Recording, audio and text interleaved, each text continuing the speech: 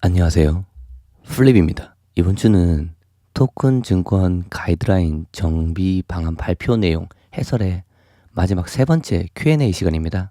이번 시간까지 하게 되면 정부의 의도를 좀 더 명확하게 이해해서 투자를 하시거나 사업을 진행하시는데 도움이 되실 거라고 생각이 됩니다. 제가 지금 독감이 심하게 걸린 상태라서 목 상태가 안 좋은데 목소리가 이상해도 양해 부탁드립니다. 원래 Q&A 이후에 텔레그램 커뮤니티 인원들이 원하시는 바도 있고 제가 뭔가를 좀 더 해드리겠다 이렇게 말씀드렸던 게 있는데 여러 가지를 준비하는 게 있어서 스케줄하고 건강 등을 고려해가지고 오늘은 일단 짧게 Q&A 해설만 진행하고자 합니다. 그럼 지금부터 빠르고 명확하게 한번 짚어보도록 하겠습니다. 먼저 주요 Q&A부터 한번 보시죠. 현재 거래되는 디지털 자산 중에 증권은 얼마나 되는지에 대한 질문이고요. 거기에 대해서 이제 금융감독원이 어떤 식으로 답변했는지 한번 보시겠습니다. 개별적으로 검토할 사항으로 일률적으로 판단하기가 매우 어렵다. 일률적으로 판단하기가 매우 어렵다. 그리고 증권처럼 돼 있는 코인들이 일반적이지는 않을 거라고 생각을 한다. 그 법 위반 가능성, 그러니까 증권인데 코인처럼 판매하는 그런 부분에 대한 스스로의 점검을 자체적으로 이제 검토하는 거로 알고 있다. 결론은 얼마나 되는지를 물어본 건데 답은 모르겠다. 그렇게 보이고요. 증권이 아닌 경우가 많을 수도 있다라고 해석을 할 수도 있습니다. 자체적으로 검토하는 것 같더라라고 하는 거는 제가 볼 때는 좀 현재 좀 지켜보는 중이다. 금감원에서 혼란을 줄이기 위해서 토큰 증권 TF를 구성한다는 뉴스가 있거든요. 그런 식으로 해서 좀 일반 투자자들에게 혼란을 불러올 수 있는 부분을 좀 줄이고자 노력하는 모습은 뭐 긍정적으로 생각을 합니다. 얼마나 되는지에 대해서 명확한 답변은 하지 않았습니다. 이번 이 가이드라인에 따라서 증권인 디지털 자산에 대한 자본시장법 적용이 시작되는 건지 결론은 이미 적용되고 있다. 지금도 자본시장법상 모든 증권 규제가 적용되고 있다는 겁니다. 뭐 투자자들을 보호하기 위해서 그렇다는 거고 그게 이제 또 판례가 많이 축적되면 지속적으로 반영을 하겠다는 거죠.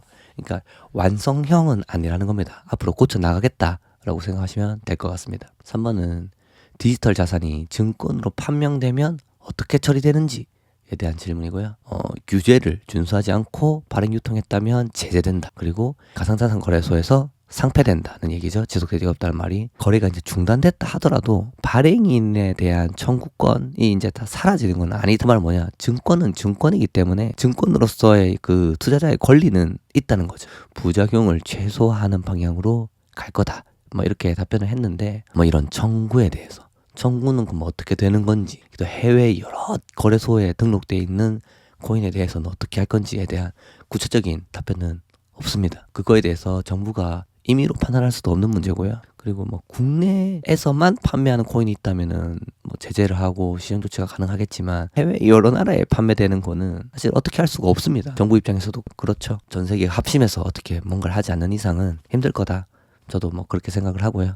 이렇게 대답할 수밖에 없고 결론은 그냥 상폐다라고 생각하시면 될 것 같습니다. 증권형 토큰 거래소에 이제 라이센스를 받은 회사가 상장을 다시 시킬 수도 있지만 증권으로서 그거는 이제 발행인하고 또 이제 동의가 돼야 되는 거죠. 트론이 예를 들어서 증권이다 그러면은 저스틴 선이 알겠어요 증권이에요라고 인정을 하고 상장을 시켜야 되는 거잖아요. 그렇게 만만한 문제는 아닐 거다라는 생각이 듭니다. 4번 볼까요? 근본 토큰 증권 규율 체계가 마련되어도 전체 디지털 자산 규율에는 한계가 있는 게 아니냐? 답은 간단하게 왔죠.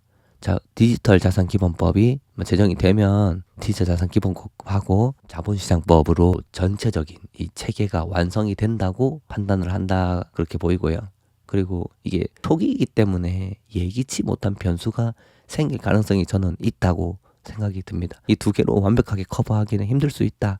라는 생각입니다. 5번을 볼까요? 전자증권 방식으로 증권을 디지털화할 수 있음에도 불구하고 토큰 증권을 도입하는 이유는 뭐냐? 주식, 채권 등의 대량 발행과 거래가 적합하다. 비정형적인 권리를 소규모로 손쉽게 발행하는 데는 한계가 있다. 기존에는 이제 전자증권 방식이 이렇다는 거고요. 토큰 증권의 경우에는 분산원장 스마트 계약 기술을 기반으로 하기 때문에 비용이 낮고 여러 가지 형태의 좀 유동성 있게 유연하게 대처가 가능하다라고 보입니다. 뭐랄까요, 큰 패러다임의 변화라고 생각되고요. 지금은 가이드라인상에 사실은 반쪽짜리 블록체인 기술을 쓰고 있는 거죠. 제대로 쓰게 되면 24/7 거래, 또 주식에서 볼 수 없는 D 플러스 제로. 지금은 뭐 입출금 하는데 주식은 3일씩 걸리잖아요. 이제 그렇게 되는 자금의 유동성이 매우 빠르고 자유롭다는 점.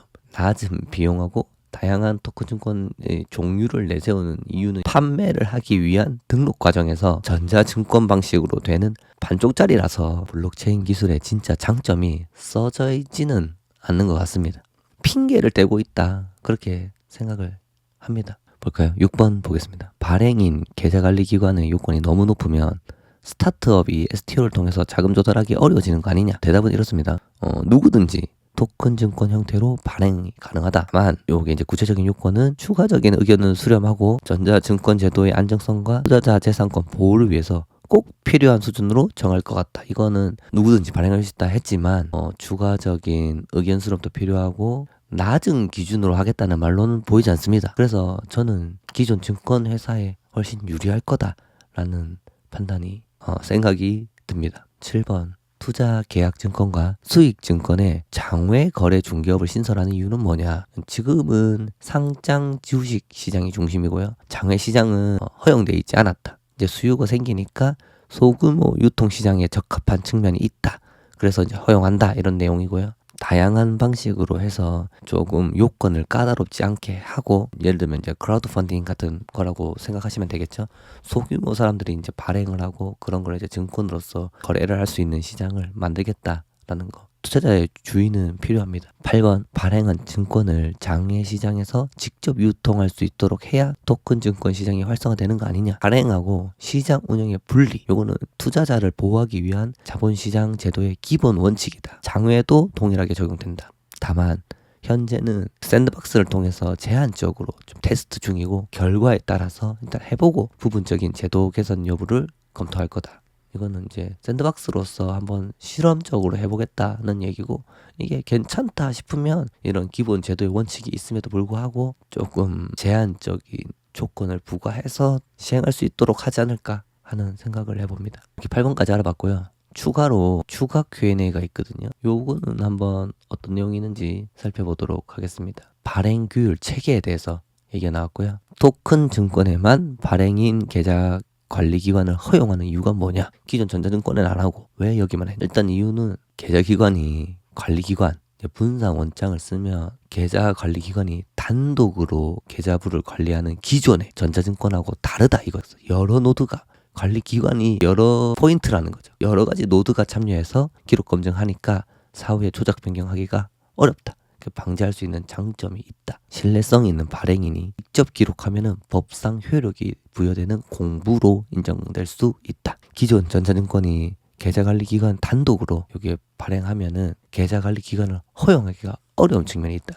기존 분산 원장 기술을 쓰지 않는 전자증권의 경우에는 단독으로 하기 때문에 허용하기가 어렵다. 그런 얘기인데 단독으로 하면은 이제 관리에 대해서 위험성이 있다는 얘기죠. 그리고 이제 극단적으로 예시를 들면 노드가 한 개인 블록체인은 거부될 수가 있다. 뭐 그런 얘기입니다. 근데 그런 일은 없으니까 노드가 여러 개이면 약간 리스크가 줄어든다. 그리고 좀 공정하게 된다라고 생각하는 것 같습니다. 2번을 볼까요? 기존 증권사나 예탁원도 분산 원장 기술을 사용할 수 있는지 당연히 할 수 있다. 그런데 분산 원장 요건 충족은 필요하다. 기존 증권사도 이거 볼까요? 기존 증권사도 해라고 돼 있죠. 허용하지만 요 1번을 하려면 분산 원장 방식에 세팅이 돼 있어야 됩니다. 분산 원장 요건은 충족해야 된다는 소리입니다.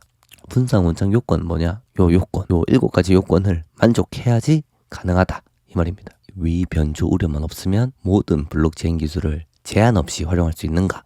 일단은 다음 내용이 포함해서 요 요건을 요구할 계획이다 라는데 요거는 앞에는 없는 내용이거든요. 그래서 한번 주의 깊을 필요가 있습니다. 노드가 51%니까 절반 이상 다른 금융기관 등으로 구성돼야 된다. 좀 더 이게 신뢰성을 갖겠다 하는 거죠. 요 발행하려고 하는 증권 관련 사물을 처리하는데 적합한 사람들이어야 된다는 거죠. 그리고 별도의 디지털 자산을 필요로 하지 않아야 한다. 명확하게 또 명시가 또 돼 있죠. 그리고 증권의 거래 보장을 위해 투자자를 보호하고 디지털 자산 시장의 교란을 방지한다. 이 단어가 좀 포인트라고 생각을 합니다. 그래서 이게 생각을 좀 해보면 51% 다른 쪽에 쓰라고 하는 게 특수 관계인에 해당하지 않을 것. 이거는 이제 상법상으로 봐도 감사나 사회이사 선임 요건하고 좀 비슷해요. 공정성에 좀 신경을 많이 쓴다라고 생각하시면 되고, 또 이 별도의 디지털 자산을 요구하지 않는다는 거는 누가 봐도 이거는 프라이빗 체인을 요구한다. 또 이런 것들로 저희 커뮤니티나 뭐 여러 군데서 유튜브에 댓글 다신 분도 많이 계셨거든요. 그래서 많은 설전은 아니지만 이렇게 대화를 나눴는데, 레이븐이 채택되지 않은 거에 대해서 아쉬움을 저한테 질문을 좀 많이 하셨어요. 그 이유로는 디지털 보이죠? 자산 시장의 교란을 방지하기 위한 목적이 있다. 그래서 프라이빗 체인을 한다고 정부가 이제 밝히는 게 어느 정도 이게 와닿았으면 좋겠네요. 이게 반대로 생각하면 레이븐이나 폴로메시 같은 이더리움 이런 퍼블릭 체인을 선택했다 치면, 그러면 어떻게 될까요? 예를 들어서 레이븐을 선택했다. 레이븐에 전부 다 우리나라에서 상장한 STO 자산들이 상장이 되면은 500 레이븐 코인을 하나마다 쓰게 되니까 소각의 효과가 있는 거죠. 그 자산 가치가 당연히 올라가는 거고요. 그렇게 되면은 결국에는 뭐 정부가 밀어준 꼴이 되는 거 아닙니까? 그 점을 좀 우려하는 게 아닌가. 정부가 그런 점을 우려하기 때문에 뭐 여러 가지 장단점을 내세우긴 하지만, 한 가지 이유로 그 이유도 추가로 돼서 자산 시장의 교란을 방지하기 위해서 프라이빗 체인을 쓴다. 그렇게 해석을 하시는 게 나을 것 같습니다. 4번을 볼까요? 발행인 계좌관리기관의 부실화, 폐업. 발행인 계좌관리기관이 있는 경우에 그렇다는 거죠. 막 잘못 썼을 때 위험은 없냐? 투자자 피해는 어떻게 할 거냐? 근데 이게 망해도 특성상 기록은 당연히 확인할 수 있겠죠. 그리고 뭐 잘못 썼을 때는 정정으로 바로잡을 수 있고, 초과분 발생할 때 뭐 투자자 피해는 전자증권법으로 보상된다. 정정으로 바로잡을 수 있다. 이것도 요 위에 3번하고 연결된 거라고 생각할 수가 있어요. 초과를 발행했다는 거는 또 증권 행사할 수 있다 써있죠. 그리고 증권 사무가 정착되지 않은 투자계약 증권인 경우에는 발행액과 비례하는 금액을 적립해서 초과분 발생으로 인한 피해는 대비한다. 블록체인이기 때문에 기록을 확인하는 거는 당연히 문제가 없고요. 이게 오기재시 정정하는 부분은 퍼블릭이면은 어렵습니다. 이게 수많은 노드가 동의를 하고 정정을 해야 되는데 쉽지가 않죠. 동의를 받는 것 자체가 관리하는 게 어려워요. 근데 이제 프라이빗일 경우에는 몇몇의 노드 관리자만 합의를 하면 쉽게 처리될 수가 있거든요. 그래서 그 이유도 3번의 내용에 이어서 프라이빗 체인을 선택하는 이유 중에 한 개다라고 생각하시면 되겠습니다. 그리고 초과분 발생한 요 부분은 위믹스가 그런 사태가 좀 있었죠. 그래서 고의로 이제 토큰을 더 찍어낸다 이렇게 생각하시면 되고요. 그런 경우에는 전자증권법에 따라서 책임 있는 사람한테 구상권 청구를 한다. 발행액과 비례하는 금액을 적립. 이거는 이제 그런 안전장치를 두겠다는 거죠. 그래서 그런 피해에 대비한 증거금 제도 같은 거를 도입하려고 하는 것 같습니다. 5번 볼까요? 현재 증권 발행 시 마찬가지로 증권 신고서를 제출해야 하나? 기재 서식이 달라지는 부분이 있는지. 이거는 당연히 증권이기 때문에 유형별로 증권 신고서를 제출해야 공모 발행이 가능합니다. 대충 한번 훑어보고 설명을 드릴게요. 발행 형태가 아니라 내용에 따라서 정해지는 거거든요. 발행의 형태가 아니라는 거죠. 일단 위에 부분부터 다시 보면, 증권 신고서 같은 경우에 이제 미국 같은 경우에는 SEC의 경우에는 INX 토큰처럼 F1 파일링을 하는 경우, 혹은 레귤레이션 D, S, A, 뭐 CF, 이제 크라우드 펀딩 CF거든요. 이제 그런 것들처럼 이 서식이 증권 유형별로 제출을 해야 가능하거든요. 마찬가지로 그렇게 해야 된다는 겁니다. 기존 법규하고 바뀌는 부분이 없다는 거. 그리고 이제 그런 거는 근데 일단은 여러 가지 새로운 형태가 생길 수 있기 때문에 지속적으로 서식을 보완한다. 새로운 거에 대한 수요가 있을 수도 있는 거잖아요. 그리고 이게 다오가 있는 게 조금 흥미로웠습니다. 조직 형태나 그 지분에 대한 권리가 민상법에 먼저 반영돼야 다오를 증권 발행 가능하다고 언급했던 거는 아직은 법규 정비에 시간이 좀 필요하다. 그렇게 얘기하는 걸로 보이고요. 일단은 다오를 언급했다는 게 흥미로웠습니다. 6번 볼까요? 토큰 증권 발행이 기존 증권보다 편리하거나 규제 차익이 생기며 향후 이제 IPO보다 STO로 쏠림 현상이 발생하지 않겠나 하는 우려인데, 자본시장법상 규제는 동일하게 적용된다. 이걸 좀 쉽게 설명하자면, STO가 완화된 규제가 있다. 그러면 IPO 안 하고 다 STO로 몰리지 않겠냐 이런 건데, 일단 그럴 리 없다고 못 박은 거죠. 규제 차익이 있다고 보기 어렵다 얘기는 한 거고, 아마도 기존 IPO 하는 정도의 노력은 필요할 것 같다라는 생각입니다. 그리고 이 발행인 계좌관리 기관보다 증권사를 통해서 토큰 증권을 발행해야 되는 거 아니냐, 해야 하는 것 아닌지겠죠. 오타가 아마 맞는 것 같습니다. 일단은 신뢰가 확보가 되면 안전할 거라는 생각을 합니다. 이게 여러 노드가 기록 검증하니까 분산 원장 기술의 장점, 조작 변경이 어렵다. 반드시 증권사일 필요는 없다고 판단한다. 그러니까 결국에는 증권사급의 요구를 할 가능성이 높다. 허들이 높을 거다라는 생각이 들고요. 또 일단 읽어보고 해석을 하자면 이제 요건을 갖추면 뭐 다양한 뭐 이런 거를 이제 내세우면서 사업 시도를 갖다가 지원을 하겠다라는 거, 그리고 국가별로 다양하고 방식을 제한하지 않는다. 다른 나라들은 그러더라라는 건데, 글쎄요, 이게 저는 이제 분사 원창 기술이 안전하기 때문에 꼭 증권사일 필요는 없다. 뭐 이거는 신뢰적인, 그러니까 보안적인 부분은 낮겠지만 나머지 준비금 등 뭐 여러 가지 조건이 까다로울 것 같다. 그렇게 생각이 되고요.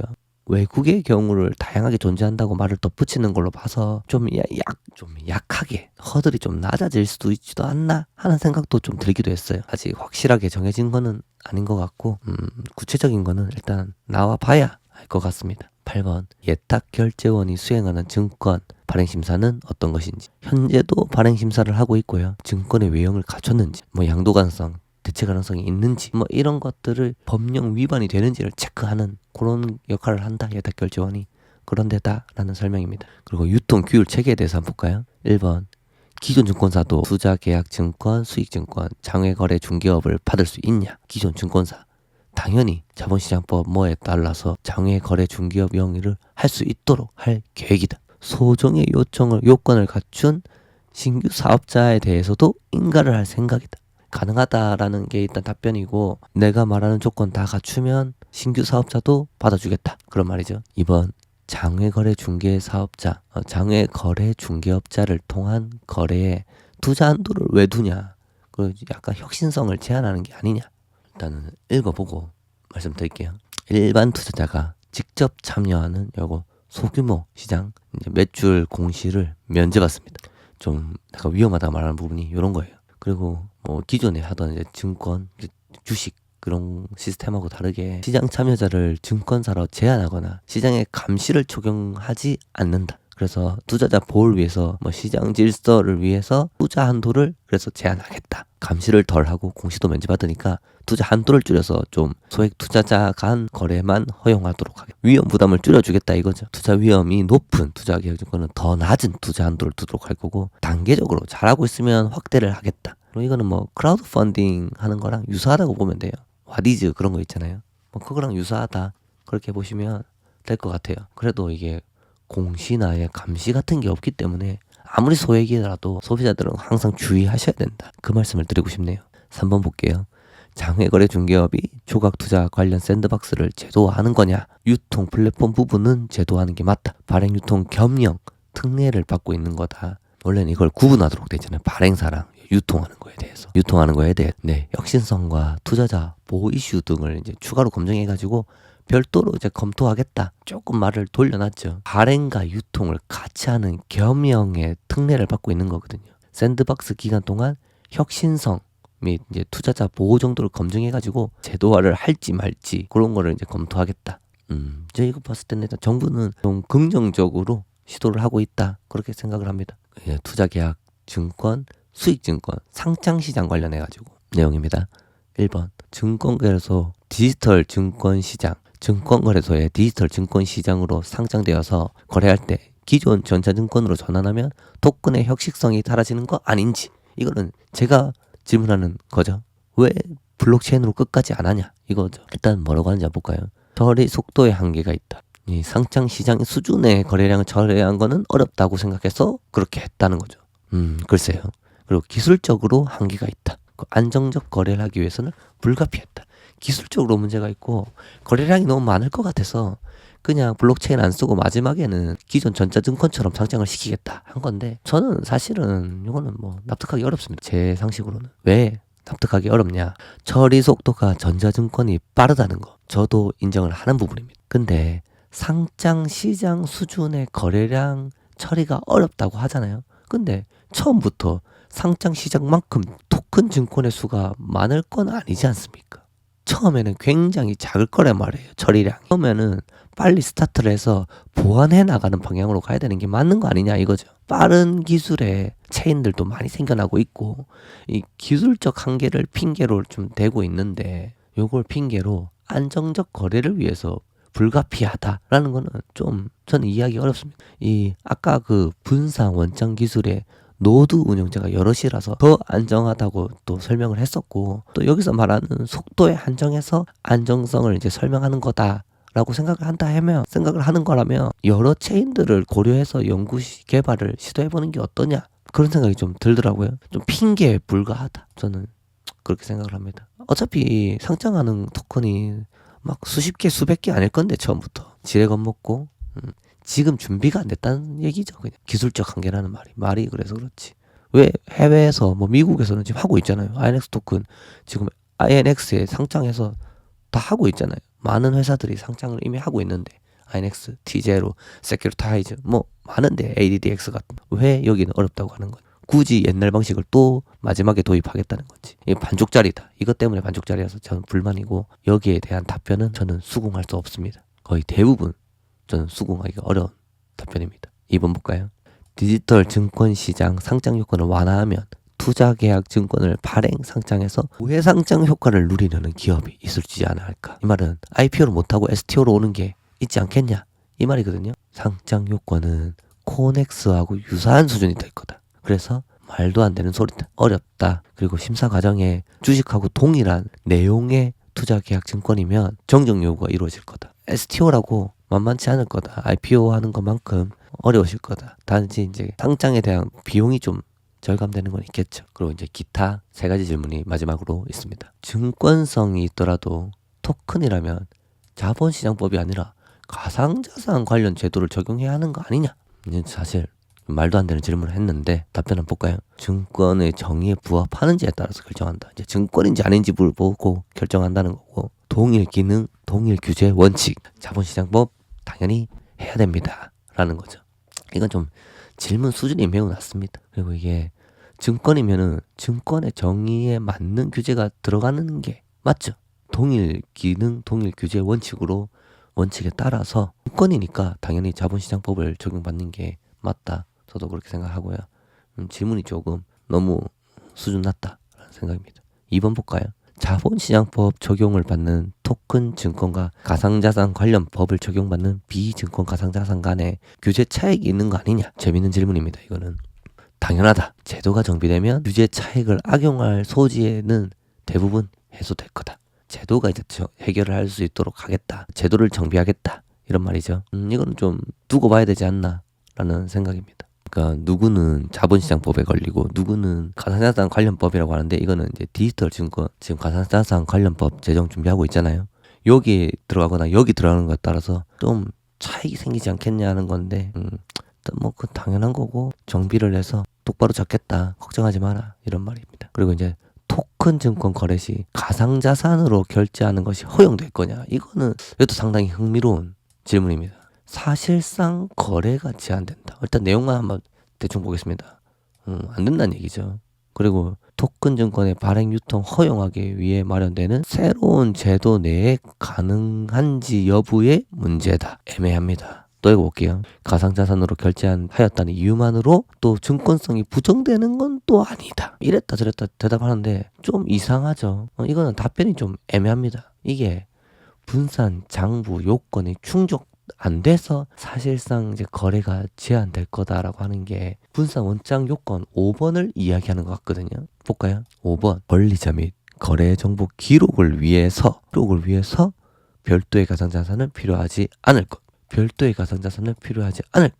이거는 이 글에 대한 너무 확장 해석이다라는 생각입니다. 이게 어떻게 결제하고 또 연결을 하는 건가? 이건 분산 원장의 요건인 건데, 이거는 결제잖아요. 결제를 어떻게 연결을 시키는 건지, 결제했다고 증권이 결제하고 연결을 왜 시키는 건지 저는 모르겠습니다. 좀 아니라고 저는 생각하는데, 그래서 지금 자기도 좀 이상했다고 생각했는지 발행 유통의 한정적인 얘기고 가상자산으로 결제했다고 해서 증권성이 또 부정되는 건 아니다, 이건 말에 좀 어폐가 심하죠.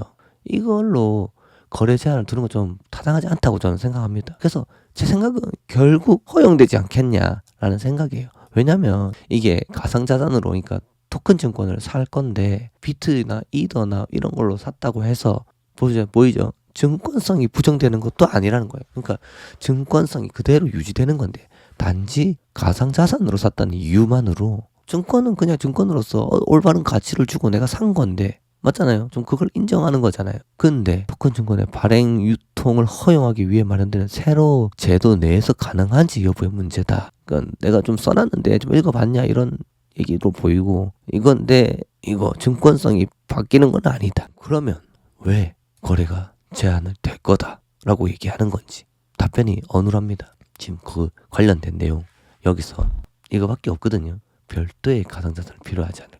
지금 그게 결제를 하는 건데 권리자 및 거래정보 기록이 되는 겁니까? 아니죠. 왜? 내가 뭐 아이넥스다 그러면 아이넥스 토큰을 살 때 비트를 보냈어. 아이넥스는 아이넥스 자체가 어떤 체인 위에서 기록이 다 된단 말입니다. 증권의 거래에 대한 기록이 어디서 누가 뭘 가져왔고 몇 개 샀는지가 다 나오는데 이거를 위해서 별도의 가상자산이 필요하지 않을 거라고 얘기를 한 것뿐이고요. 체인에 대한 얘기를 한 거죠. 근데 결제에 대한 얘기인데 제한된다. 저런 이유. 이게 비단요 5번이 아닐 수도 있어요. 근데 다른 건 해당하는 게 없거든. 별도의 가상자산으로 결제나 이런 관련된 것 자체가 없어.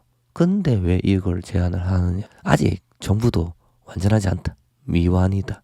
저는 조금 이렇게 좀 안타깝지만 뭐 지금 정부가 이렇게 하겠다면 하는 거죠. 뭐 악법도 법이다. 맞잖아요. 로마 가면 로마법 따라야 되고 맞잖아요. 어쩔 수 없지만 장기적으로 봤을 때는 말이 사실 앞뒤가 안 맞기 때문에 결국에는 허용하게 될 거다. 그렇게 생각합니다. 일단 기타에는 조금 어떻게 보면 좀 예민할 수도 있거나 좀 엉뚱한 질문도 많고 그런 걸 좀 다뤄봤고요. 마지막까지 해서 총 24가지 질문에 대해서 누가 어떤 스탠스를 갖고 있는지를 한번 알아봤습니다. 오늘 제가 지금 들으셔서 알겠지만 굉장히 컨디션이 안 좋아서 듣기 불편하셨을 건데 늦은 시간에 또 이렇게 열심히 들어주신 끝까지 열심히 들어주신 구독자 여러분께 정말 머리 숙여서 감사하다 말씀드리고 싶고요. 저는 다음 주에는 조금 더 회복된 모습으로 흥미로운 뉴스거리 혹은 분석거리를 가져오도록 하겠습니다. 혹시라도 뭐 분석이나 뉴스나 이런 거에 대해서 궁금한 게 있으시면 저희 커뮤니티에 오셔가지고 텔레그램 방에서 얼마든지 질문이나 그 내용을 써주시면은 원하시는 정보들을 써주시면 제가 좀 선별해보고 괜찮다 싶은 거는 말씀드릴 수 있도록 할 거고요. 거기서 또 질문을 많이 하셨던 거를 좀 스크롤 올려보시면 대답했던 내용을 보면 또 참고되는 게 아마 몇 개는 있을 겁니다. 그래서 한번 많은 분이 참여하셨으면 좋겠다라는 생각이 드네요. 늦은 시간까지 안 좋은 목소리를 냈는데도 불구하고 끝까지 들어주신 많은 분들 감사드리고요. 저는 이번 주는 이만 줄이도록 하겠습니다. 시청해주셔서 감사합니다. 플립이었습니다.